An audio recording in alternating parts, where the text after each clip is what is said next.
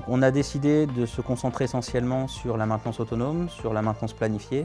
Et un point important, c'est ce qu'on appelle les groupes de chasse aux pertes, qui nous permettent réellement de mettre le doigt sur un problème et d'aller au bout de la résolution de celui-ci.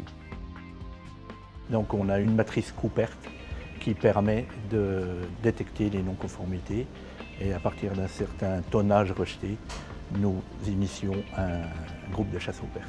On donne un titre au groupe de chasse aux pertes, on définit un team leader qui forme une équipe pour s'attaquer aux racines du problème. Une chose importante, c'est de prendre des petits groupes, des petits problèmes. Si le problème est important, il faut le scinder en sous-groupes pour pouvoir s'occuper de ça dans les plus brefs délais, c'est-à-dire avoir une solution au bout de 3 mois.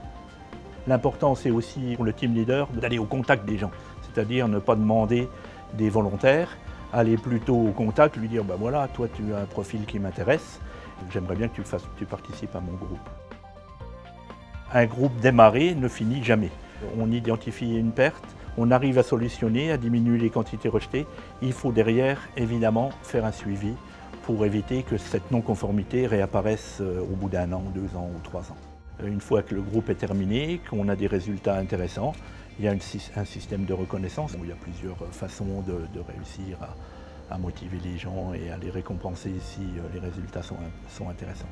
Tous les tonnages rejetés sont des heures de production perdues, donc tout ce qu'on peut gagner là-dessus, c'est important. Et la TPN nous a aidés à en éliminer une grosse partie.